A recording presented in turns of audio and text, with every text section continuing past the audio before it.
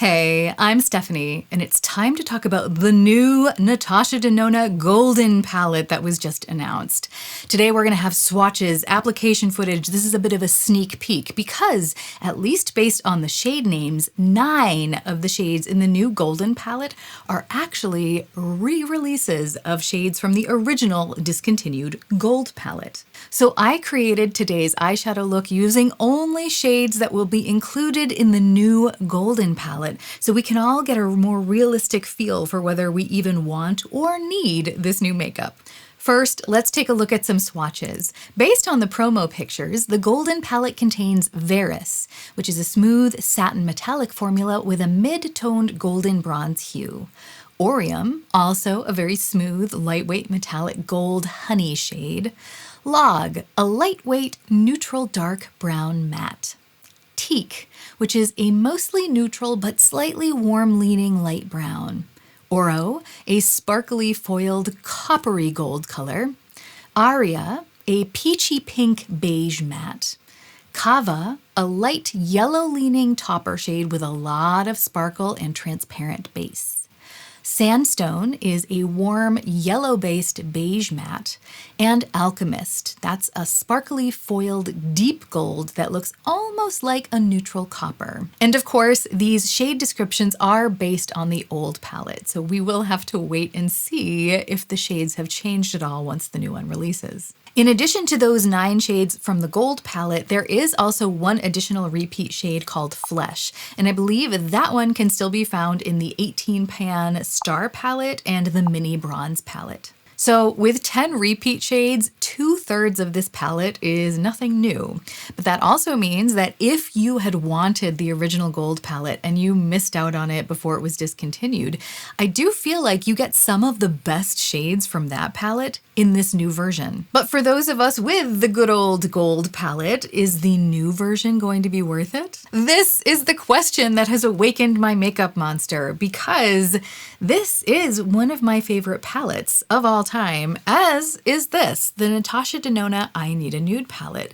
And I like both of these not only because of their color stories, but also because of their formulas. Natasha Denona is constantly innovating when it comes to textures, and this old Gold palette came out years ago, so part of me is wondering if she might change the formulas to kind of follow the times, because the makeup world has kind of moved on since then. These are all still beautiful. They're still very relevant today. I don't think anybody is sitting here saying that this is an outdated formula, but the makeup world has been moving towards more translucency, a lighter feel on the skin, and I do feel that Natasha Denona has followed suit with several of the formulas in her newer palettes. So even if she includes those original formulas from the Gold palette in the new Golden palette, part of me is wondering if she will use those 5 new shades to include some of those more innovative, dimensional, translucent formulas that she's been giving to us in palettes like the I Need a Nude. When I look at the new palette, which I have pulled up over here, the shade Pata or Pana, it's hard to read the shade names in the image that I have, but I think it's Pana.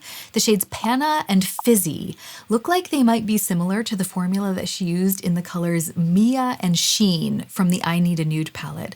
And those are gorgeous, glimmery, translucent, beautiful shades, and they're some of my favorites in her new textures. And also, based on the one promo picture that I've seen, the shade Nubia, that looks like it might have a similar texture to the shades Ella and Filigree in the I Need a Nude palette.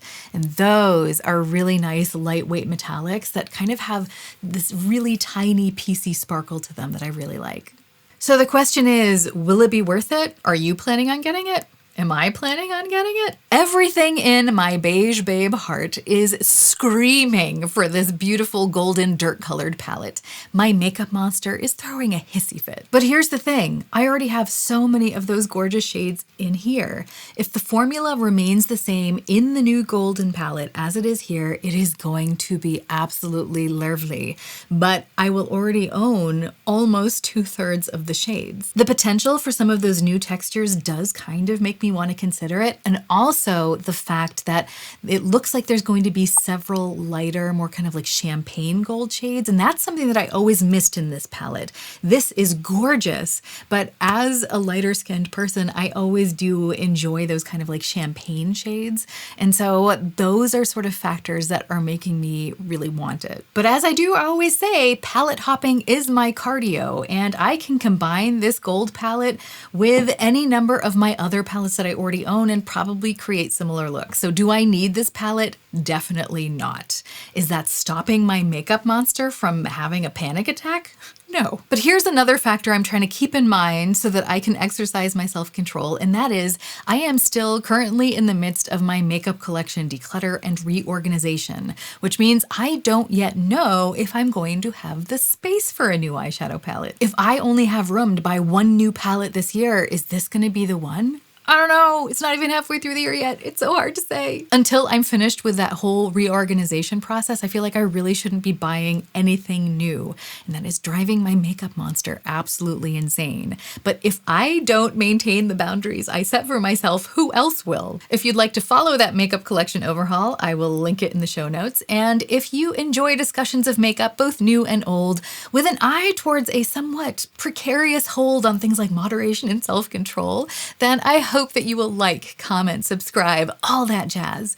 But even if you don't, I hope you have a great week, and we can all remember that even stumbling can be a form of moving forward. So let's stumble in style.